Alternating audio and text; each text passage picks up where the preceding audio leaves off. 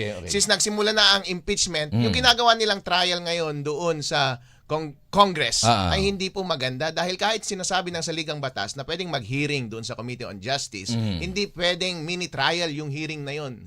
Dapat yung hearing na yun ay para magkaroon lamang ng oportunidad yung respondent na sumagot, pero hindi ka pwedeng magsabina ng mga tao at ng mga dokumento. Hindi mo pwedeng kunin yung compulsory yung mag-compel ng attendance ng witnesses and production of evidence dahil trabaho po yan ng trial court at ang trial court ay nandoon sa Senate. Ang tanging pwedeng gawin lamang dito sa Committee on Justice ay kung ano ang naroon doon sa complaint, yun lamang ang dapat pwedeng pag-usapan. Kaya yung ginawa nila kahapon na ipinatawag yung witness na si Ramil Madriaga, hindi po maganda yung ginagawa nila dahil nag-explore na sila ng mga bagay-bagay na wala doon sa complaint. Kung titignan nyo po yung rules ng House pagdating sa Committee on Justice, pagdating sa impeachment, specifically sa pagpuprueba, pagbibigay ng proof ng mga sufficient facts na nandoon sa complaint, dapat mag-focus ka sa facts sa complaint. Pero kapag insufficient yung facts sa complaint,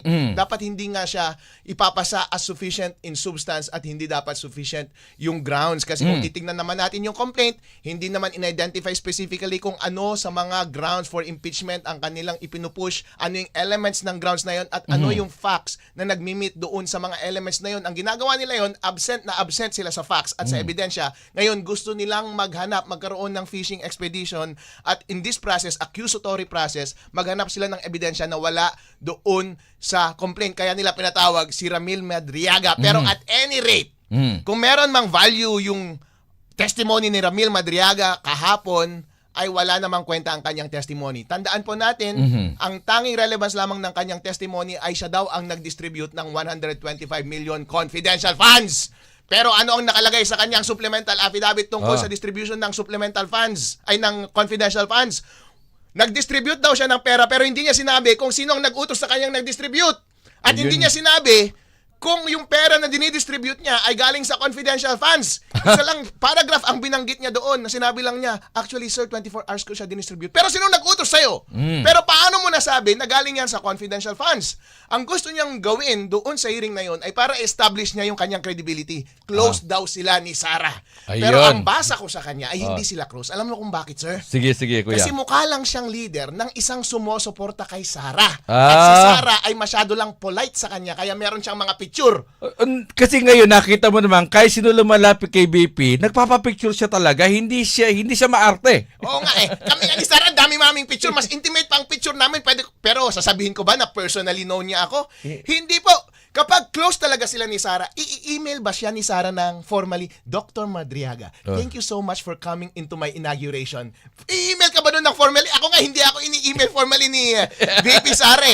At saka kapag i-greetings ka ng birthday mo, i-greetings ka ng personally or ite-text mo or tatawagan mo, hindi mo ipiprint sa isang papel. Yun yung ginagawa sa mga fans club mo Ipiprint mo sa papel yung pangalan tapos bibigyan mo lang ng generic, good wishes and more success. Yun ang ginawa niya kay Madriaga. Ganun. Kasi bakit ka mo? Kapag close friend kayo, nasa isip ka niya bakit ko pa kailangan basahin yan? Tsaka ito sa ano ko lang yung iba talagang magkaibigang dikit na dikit, lalo sa mga politika sa politika, hindi mo naman nakikita yung kaibigan, yung talagang best friend niya na laging nakadikit doon dahil sa politiko, di ba? Hindi, bakit? Behind the scenes sila, bakit? Hindi na kailangan dumikit pa kasi mag-best friend na nga, close na nga, bakit pa siya dikit na dikit? Para lang talaga makita sa camera. Karamihan sa ganun, di ba? Oo nga po, ngayon po, nung nangampanya ako, at ngayon meron tayong mga political movement, ang dami, daang organisasyon ang dumidikit sa atin at dumidikit kay VP Sara. Sabihin ko po sa inyo, ang dami nang nakipag-selfie kay BP Sara.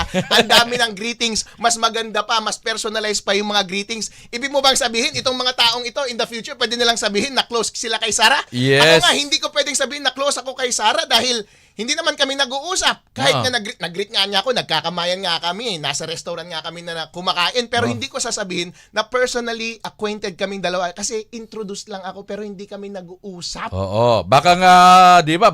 Kasi talaga magkaibigan, minsan may sariling lakad yan na sila lang, bisa nga, di ba? Kapag celebrity, di ba, attorney? Tagulang sila, ano muna tayo, sibat muna tayo, dito tayo, mag-relax tayo. Sila talaga yung magkakaibigan na behind the scene, wala sa camera, magkaibigan talaga. Ikaw siguro, marami ka na magkaibigan na hindi mo naman sila nakitang nagpapapicture sa'yo in public. Pero magkaibigan kayo, mag-best friend kayo, close friend kayo, walang camera, kayo taga magkakaibigan. Kapag kami magkakaibigan, ipapakita ko yung call logs at saka text. Oo. Bakit yung mga ipinapakita mong picture yung mga nakapublish sa Facebook? Oo. Yan yung mga picture na mga fans lamang. Yun. Fans ka, thank you very much. Pero hindi kita close, okay? Oo. At saka masyadong suspect yung sinasabi niya na nung una daw silang nag-contact ni Oo. VP Sara, gusto daw ni VP Sara ang tawag kay sa call. Oo. Hello! Sasabihin ko na ngayon, first time lang namin nakapag-usap through telephone ni VP Sara nung isang araw. Oo. At nakuha ko yung number niya, tinawagan ko siya, sabi niya, Vice, huwag tayong mag-usap sa cellphone dahil tapped ito. Mag-text na lang tayo sa signal. Oh. So, ibig sabihin, kahit ako, kahit kami, nag-uusap kami sa political circle, hindi kami nag-uusap through tawag dahil ang tawag ay Pwede, nakatap. pwede kasi ma-wartap yan, di ba? Kaya nga, kung kayo mag-uusap ng mayroong mga, bawa lang, katorniya, mag-uusap yung dalawang tao na alam na confidential, na alam kayo ay minomonitor, isip nyo, mag-uusap ba kayo ng ganun? Hindi kayo mag-uusap truthful kasi tama ka, pwedeng matap yun. Kapag natap yun, evidence yun. Tama po yun. Ganun talaga. Kapag talagang magaling ka talaga sa pagpapatakbo ng political operations, hindi ka gagamit ng tawag. Gagamit ka ng mga encrypted messaging platform tulad ng ginagawa naming lahat ngayon. Ito pa po ang isa pang nakakatawa na komento ni Ramil Madriaga kahapon kasi daw tinatawag niya daw yung dalawang niyang anak ng baliw at bading. Hindi totoo yan. Alam mo kung bakit? Dahil wala sa bokabularyo ni Duterte, ni Digong, ang baliw at bading. Kasi ang gagamitin niyang word ay bayot at buang. Tama. Kasi Bisaya yan. Cebuano yun. Di ba? Yun ay isang character assassination yun eh. Di ba? Kumbaga, wala ka nang may pintas doon sa ginagawa ng isang tao, saan mo sa hanapan ng butas. Character assassination. Alam mo ano yan eh. Alam mo ganito yan eh. Wala na. Kumbaga, wala kang may bubutas kung ano yung trabaho. Di ba?